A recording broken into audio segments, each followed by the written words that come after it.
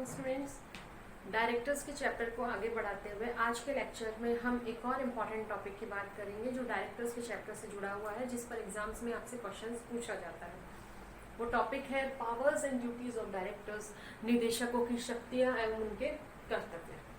ठीक है, कंपनी उनकी क्या शक्तियां हैं और उनकी कंपनी के प्रति क्या कर्तव्य बनते हैं। तो आइए शुरू करते हैं। फर्स्ट ऑफ ऑल हम बात करेंगे पावर्स ऑफ डायरेक्टर्स की, यानी कि कंपनी के निदेशकों की शक्तियों के बारे में। तो कुछ मेनली मैंने यहाँ पॉइंट्स से लिख दिया है। ठीक है, जैसे फर्स्ट, पावर टू कॉन्ट्रैक्ट, संविदा करने की शक्तियां। थर्ड पर्सन के साथ में, थर्ड पार्टी के साथ में कंपनी के निदेशकों को ये पावर होती है कि वो कंपनी की तरफ से थर्ड पार्टी के साथ कॉन्ट्रैक्ट कर सकता है। कंपनी खुद तो ऐसा कुछ कर नहीं सकती है, तो कंपनी की तरफ से कौन कॉन्ट्रैक्ट कर रहा है? निदेशक कॉन्ट्रैक्ट कर रहा है। वो ऐसे कॉन्ट्रैक्ट करने की उसके पास पावर होती है जिसमें कंपनी का कोई बेनिफिट हो, कंपनी का इंटरेस्ट उसे लगता है, तो वो कंपनी की तरफ से तृतीय पक्षकारों के साथ संविदा कर सकता है। Second, appoint manager, secretary and other person. Power to appoint manager, secretary and other person of a company, यानी कि कंपनी के डायरेक्टर के पास ये भी पावर होती है कि वो कंपनी के लिए मैनेजर अपॉइंट कर सकता है, कंपनी के लिए वो सेक्रेटरीज अपॉइंट कर सकता है, कंपनी के लिए वो जो भी अदर पर्सन रिक्वायर्ड होते हैं, कंपनी का मैनेजमेंट, क्योंकि डायरेक्टर ही कंपनी को मैनेज करता है, वही कंट्रोल करता है, तो उसके मैनेजमेंट में उसके जो पर्सन रिक्वायर्ड होते हैं उन सभी पर्सन का अपॉइंटमेंट वो कर सकता है। फिर उसके बाद हम बात करते हैं invest the funds. Power to invest the funds, company का जो फंड है, कंपनी का जो पैसा है, उसको वो इन्वेस्ट करने की शक्ति रखता है कि उस पैसे को उसे कहाँ इन्वेस्ट करना है। ठीक है, जहां पर भी जैसे कंपनी को लाभ मिलने वाला है या कंपनी के फंड को इन्वेस्ट करने में जहां पर फायदा है, वहां पर वो उसे इन्वेस्ट करने की शक्ति किसके पास है? डायरेक्टर के पास है। देन फिर इसके बाद में power to take decisions regarding issuing of debentures. Debentures जो थे, ऋण पत्र, उनको इशू करने से संबंधित जो भी टर्म्स कंडीशंस है उसके रिगार्डिंग उसको इशू करना है, उस सबका डिसीजन कौन लेगा? डायरेक्टर लेता है कि किस तरह से क्या क्या टर्म्स एंड कंडीशंस होने चाहिए, क्या तो जो भी उन पर जो इंटरेस्ट दिया जाना है वो होना डिबेंचर्स पर, तो वो क्या होगा, जो भी रिलेटेड डिसीजंस है इशूइंग ऑफ डिबेंचर्स से रिलेटेड वो कौन लेगा? डायरेक्टर्स लेंगे। Next important power is power to allot, forfeit और ट्रांसफर ऑफ शेयर्स। शेयर्स को अलॉट करना है, शेयर्स को अलॉट करने का मतलब उनका आवंटन करना। ठीक है, शेयर्स को फॉरफीट करना हो, जहां पर पैसा नहीं दिया है तो हरण करना हो वापस शेयर्स को, या फिर शेयर्स का ट्रांसफर करना हो, उनका अंतरण करना हो। तो इससे संबंधित जो भी डिसीजंस होंगे, जो भी रूल्स रेगुलेशंस होंगे, किसके पास है पावर? डायरेक्टर्स के पास है। फिर बात आती है राइट या power to approve financial statements and the boards report. चाहे वो फाइनेंशियल स्टेटमेंट हो, उनको अप्रूवल करने की पावर किसके पास होगी? डायरेक्टर के पास। डायरेक्टर को ये पावर है। दूसरी कि बोर्ड की जो रिपोर्ट है उसको, जो बोर्ड ऑफ डायरेक्टर्स की जो रिपोर्ट है उसको अप्रूवल करने की किसके पास पावर है? डायरेक्टर्स के पास। देन फिर उसकी जैसे वो अपने साइन वगैरह करते हैं कि हमने लाइक सभी कार्य इस तरह से अच्छे से किए हैं, जैसे हम आगे देखेंगे, वो स्टेटमेंट भी देते हैं, तो उनके पास पावर होती है अपने बोर्ड रिपोर्ट को अप्रूवल करने की और फाइनेंशियल स्टेटमेंट को अप्रूवल करने की। नेक्स्ट, पावर टू कंट्रोल्स और manages of the affairs of the company. Company से संबंधित जो भी जितने भी अफेयर्स होते हैं, जो भी कार्य होते हैं, उनको कंट्रोल और मैनेज कौन करता है? डायरेक्टर। तो इन जो मतलब कंपनी के कार्यों को मैनेज करने के लिए, कंट्रोल करने के लिए जो भी सब्सिडरी पावर्स चाहिए होती है, वो सारी अतिरिक्त शक्तियां निदेशकों में निहित होती है। तो ये तो थी कुछ मेन पावर्स कंपनी के डायरेक्टर्स की। अब हम लोग नेक्स्ट इंपॉर्टेंट पार्ट पे बात कर लेते हैं duties of directors of company. तो ड्यूटीज की बात करते हैं हम लोग कि निदेशक गणों के क्या क्या कर्तव्य हो सकते हैं। तो इजी करने के लिए तो मैंने इसको कुछ कैटेगरी में डिवाइड कर दिया है। तो यहाँ इधर तो है आपकी कुछ कैटेगरीज जिसमें मैंने इसे डिवाइड किया है, जिसे मैं अभी आपको समझाऊंगी।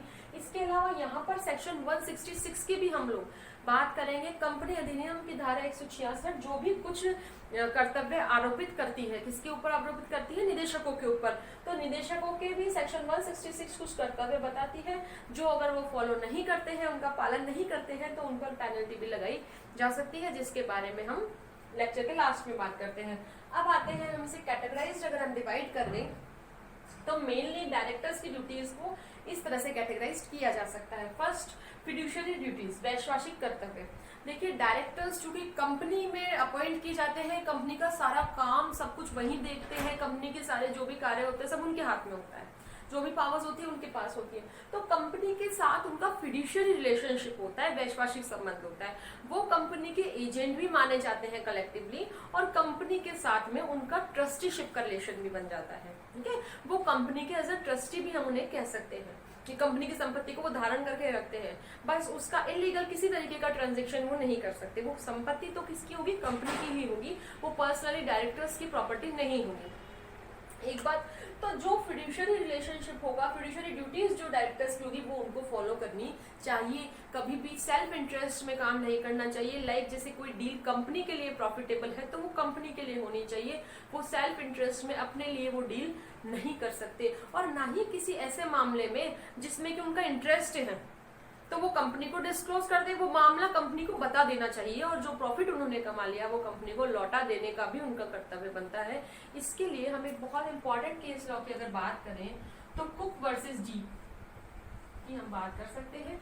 इस पर्टिकुलर केस में जो है यहाँ पर कंपनी के साथ में कॉन्ट्रैक्ट किया जाने वाला था, उस कॉन्ट्रैक्ट को कंपनी के डायरेक्टर्स ने खुद ने कर लिया पर्सनली, और उन्होंने अपने 3/4 जो मत थे उनका प्रयोग करके, 3/4 मतों का प्रयोग करके उन्होंने ये घोषित भी कर दिया कि भैया इस संविदा में कंपनी का कोई इंटरेस्ट नहीं है। एक तरफ उन्होंने ये डिक्लेरेशन कर दिया अपने वोट्स का यूज लेकर, और दूसरी तरफ उन्होंने वो कॉन्ट्रैक्ट सेल्फ कर लिया, खुद ने कर लिया, और पर्सनल इंटरेस्ट उन्होंने प्राप्त कर लिया। बेनिफिट उनको हो गया।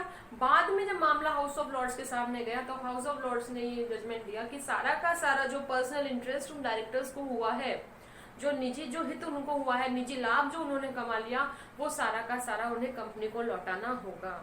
ठीक है, कंपनी का और उनका आपस में फिड्यूशियरी रिलेशनशिप है तो उनकी ये फिड्यूशियरी ड्यूटी बन जाती है, वैश्वासिक उनका कर्तव्य बन जाता है कि वो कंपनी के साथ जो समुदाय है उनमें किसी भी तरीके का निजी हित न ढूंढे और निजी हित ना कमाए। अगर वो कोई ऐसा प्रॉफिट कमाते भी हैं तो वो कंपनी को वापस उनको देना होगा, ये उनका कर्तव्य है।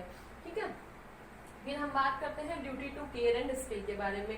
तो duty to care and skill जैसे कि केयर एंड स्किल से काम करना, जितनी योग्यता है, जितनी योग्यता की जरूरत है। ऐसा नहीं कि हर तरीके की स्किल आप में होनी चाहिए, लेकिन कंपनी का बिजनेस चलाने के लिए, कंपनी का मैनेजमेंट, क्योंकि कंपनी सारा का सारा दरमोदार आप डायरेक्टर्स के ऊपर ही है, तो उनमें कम से कम इतनी केयर एंड स्किल तो होनी चाहिए कि वो कंपनी को मैनेज कर सके, कंट्रोल कर सके, उसका बिजनेस चला सके। ठीक है, तो जितनी रीजनेबल केयर एंड स्किल है वो आप में होनी चाहिए, जितनी रिक्वायर्ड है। ठीक है, इसके अलावा duty to attend board meetings. अब देखिए, बोर्ड मीटिंग्स अटेंड करने का कर्तव्य एक निदेशक, उसका कर्तव्य है ही कि भैया वो बोर्ड मीटिंग्स को अटेंड तो करे। लेकिन इसके साथ ही सेक्शन 164 की हम बात यहाँ पर कर लेते हैं, जो ये कहता है आपका कि सारी की सारी बोर्ड मीटिंग्स अटेंड करना कंपलसरी नहीं है डायरेक्टर के लिए, है ना। लेकिन अगर उसने लगातार 3 मीटिंग्स अटेंड नहीं करी, और अगर मान लीजिए 3 महीने में होने वाली मीटिंग्स भी अटेंड नहीं करी, लगातार वो 3 मीटिंग्स अटेंड नहीं कर रहा, या फिर 3 महीने में होने वाली जो मीटिंग्स है वो अटेंड नहीं करता, तो फिर उसका ऑफिस वैकेंट माना जाएगा। ठीक है, उसका ऑफिस वैकेंट हो जाएगा, उसका पद रिक्त माना जाएगा। तो इसलिए उसका कर्तव्य हो जाता है कि वो बोर्ड मीटिंग्स को अटेंड करे और लगातार 3 बोर्ड मीटिंग्स को ना छोड़े। ठीक है, फिर बात करते हैं ड्यूटी नॉट टू डेलीगेट। वही ये है कि वो अपनी जो ड्यूटी नॉट टू डेलीगेट मतलब वो अपनी जो शक्तियां है, जो पावर्स है, जो अपने कार्य है वो उनका प्रत्यायोजन नहीं करे, उनका डेलीगेट नहीं करे। जो कार्य उसे एक्ट लॉ द्वारा सौंपे गए हैं, मतलब कंपनी एक्ट ने जो सौंप दिए और मेमोरेंडम या आर्टिकल्स का, उसके कंपनी के आर्टिकल्स ने जो कार्य उसके ऊपर डाल दिया कि भाई ये कार्य डायरेक्टर्स को करने हैं, तो वो कार्य वो स्वयं ही करें, वो किसी अन्य को उन कार्यों का प्रत्यायोजन नहीं करें। क्योंकि विधि के अकॉर्डिंग, लॉ के अकॉर्डिंग देख लो आप, या फिर कंपनी के आर्टिकल्स के अकॉर्डिंग देख लो, वही दायित्वाधीन है उन कार्यों को करने के लिए। इसलिए सब उसकी ड्यूटी बन जाती है कि वो अपने इन कार्यों को या अपने पावर्स को डेलीगेट ना करे। ठीक है, बहुत विषम परिस्थितियों को छोड़कर फिर बात करते हैं ड्यूटी टू डिस्क्लोज इंटरेस्ट। जैसा कि मैंने पहले भी कहा था, अगर उसने कोई इंटरेस्ट कमा भी लिया है, अगर उसने कंपनी के साथ जो कोई कॉन्ट्रैक्ट होने वाला था या कंपनी के साथ जो भी डील होने वाली थी, उसमें अगर उसका कोई सेल्फ इंटरेस्ट है भी, तो डायरेक्टर की ड्यूटी बन जाती है कि वो उस इंटरेस्ट को डिस्क्लोज कर दे, उस इंटरेस्ट को कंपनी को वापस लौटा दे या कंपनी को बता दे। ठीक है, फिर बात करते हैं स्टैट्यूटरी ड्यूटीज की। स्टैट्यूटरी ड्यूटीज यानी कि डायरेक्टर के कुछ वैधानिक कर्तव्य भी होते हैं जो अधिनियम में बताए गए हैं, लाइक जैसे अलग अलग जगहों पे बताए गए हैं ना, उनको हमने इसी हेडिंग के अंदर इंक्लूड कर दिया है। इंपॉर्टेंट जैसे first call annual general meeting every year, उसका एक वैधानिक कर्तव्य तो ये है कि वो कंपनी में प्रत्येक वर्ष एनुअल जनरल मीटिंग बुलाए, कंडक्ट करे। हमने कहाँ पढ़ा था, आपको याद हो तो सेक्शन 96, सेक्शन 96 में हमने बात करी थी ना एनुअल जनरल मीटिंग की। तो इसका कर्तव्य हो जाता है, डायरेक्टर का ड्यूटी हो जाती है कि वे annual general meeting every year conduct करवाए। Next, not to allot shares until minimum subscription is reached, तब तक वो अंशों का आवंटन नहीं करे जब तक कि मिनिमम सब्सक्रिप्शन प्राप्त ना हो जाए, ये भी उसका वैधानिक कर्तव्य है। फिर साइन एनुअल रिटर्न और सर्टिफिकेट्स, एनुअल रिटर्न्स हो चाहे वो सर्टिफिकेट्स हो, उन पर सब पर उसके हस्ताक्षर होने अनिवार्य है, ये भी उसका कर्तव्य है। फिर उसके बाद में ये यहाँ तक है, यहाँ से ठीक है। फिर उसके बाद to call EGM, extraordinary general meeting, जिसको हमने पढ़ा था सेक्शन 100 में। सेक्शन 100 में हम लोगों ने बात करी थी हमारे लास्ट लेक्चर्स में, सेक्शन 100 में हम लोगों ने बात करी थी ईजीएम के बारे में। ऑन वैलिड रिक्वेजिशन, अगर वैध रिक्वेजिशन प्राप्त हुआ है, हमने बात कर चुके हैं, तो वहां पर ईजीएम भी इनको बुलाने का कर्तव्य है। अगर वैलिड रिक्वेजिशन डायरेक्टर्स को मिला है तो वो ये आपकी ईजीएम जो है एक्स्ट्रा ऑर्डिनरी जनरल मीटिंग है, ये उनको बुलानी ही होगी, ये भी उनकी ड्यूटी हो जाती है। Next, duty to prepare P&L account means profit and loss account and balance sheet of the company and lay before the company with directors report. देखिए उस डायरेक्टर्स का ये कर्तव्य हो जाता है कि वो कंपनी का लेखा जोखा तैयार कर ले, कंपनी का लाभ हानि खाता बनाए, कंपनी का बैलेंस शीट तैयार करे और उसके साथ में डायरेक्टर्स की रिपोर्ट कंपनी के सामने प्रस्तुत करे। कंपनी के सभी शेयर होल्डर्स है ना, उनकी जो मीटिंग होती है उसके सामने डायरेक्टर्स की रिपोर्ट, कंपनी का P&L अकाउंट और कंपनी की बैलेंस शीट, ये सभी उनके सामने प्रस्तुत करने का कर्तव्य है, जब भी टाइम टू टाइम ठीक है ये प्रस्तुत किया जाता है। Then duty to take qualification shares, योग्यता अंश, क्वालिफिकेशन शेयर्स पर इतने योग्यता अंश तो डायरेक्टर को लेने ही चाहिए। तो डायरेक्टर का ये कर्तव्य भी है कि वो कंपनी के क्वालिफिकेशन शेयर्स को ले और समय पर उनके कॉल्स को जमा करवा दे। ठीक है, ये तो हो गई यहाँ तक बात। अब हम लोग बात करते हैं एक और इम्पोर्टेंट सेक्शन 134 सब सेक्शन 1 की, जो बात करता है duty to prepare responsibility statement. Section 134 के क्लोज 1 के तहत डायरेक्टर्स को एक स्टेटमेंट देना होता है जिसे रेस्पॉन्सिबिलिटी स्टेटमेंट कहा जाता है। इस स्टेटमेंट में डायरेक्टर्स ये डिक्लेरेशन करते हैं कि हमने कंपनी का जो भी कार्य करा है वो सारा का सारा सही ढंग से किया है, मतलब जो भी सारे के सारे लॉ के अकॉर्डिंग किया है, जो भी स्किल्स जो है, जो मापदंड बताए गए हैं लॉ के उसके अकॉर्डिंग किया है, हमने जो डिसीजंस लिए हैं वो ठीक लिए, वो मतलब जो भी कंडीशंस को देखते हुए इंटरेस्ट ऑफ कंपनी लिए हैं, कंपनी के हित को दृष्टिगत रखते हुए लिए हैं। इसके अलावा उसमें डिक्लेरेशन होता है कि कंपनी के असेट्स का प्रोटेक्शन करते हुए, उसके बेनिफिट को देखते हुए हमने टाइम टू टाइम ये काम किए हैं, ये कॉन्ट्रैक्ट्स किए हैं, जो भी किए हमने स्टैंडर्डाइजेशन से करे हैं, सही तरीके से करें। तो ये सारा डिक्लेरेशन वो अपने काम, एक्चुअली में ये उनका काम की रिपोर्ट हो जाती है सारी के सारी। तो ये जो ये रेस्पॉन्सिबिलिटी स्टेटमेंट कहा जाता है, डिक्लेरेशन करते हैं ये इसमें सेक्शन 134 के अंडर। ठीक है, विवरण देते हैं अपने काम का, दायित्व ले लेते हैं कि हमने बिल्कुल काम सही करा है, विधि के तरीके से करा है, स्टैंडर्डाइजेशन से करा है।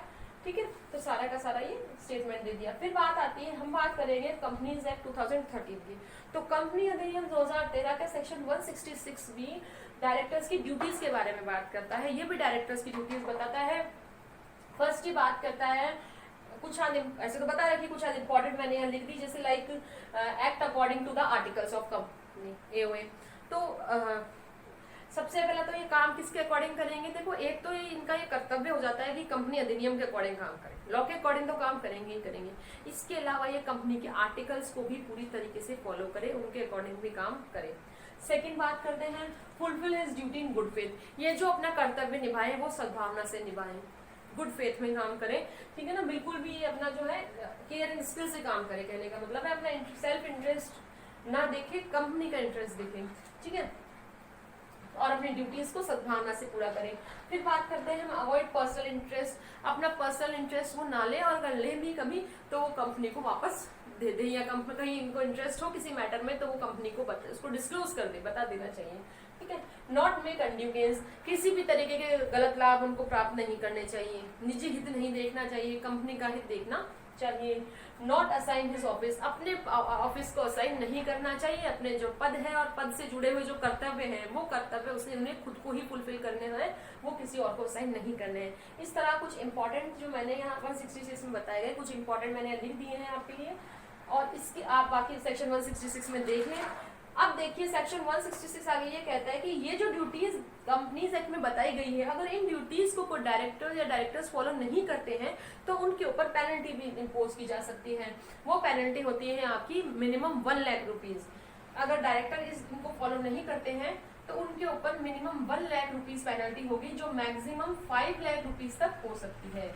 मिनिमम होगी 1 लाख रुपए जो फाइन लगेगा उनके ऊपर अगर वो ये ड्यूटीज फॉलो नहीं करते हैं, और जो मैक्सिमम पेनल्टी होगी वो 5 लाख रुपए तक उन पर हो सकती है। तो स्टूडेंट्स ये जो आज का टॉपिक था ये था पावर्स एंड ड्यूटीज के बारे में। हमारी नेक्स्ट क्लास में हम लोग बात करेंगे टाइप्स ऑफ डायरेक्टर्स के बारे में कि निदेशक कितने कितने प्रकार के होते हैं। तब तक thank you all of you.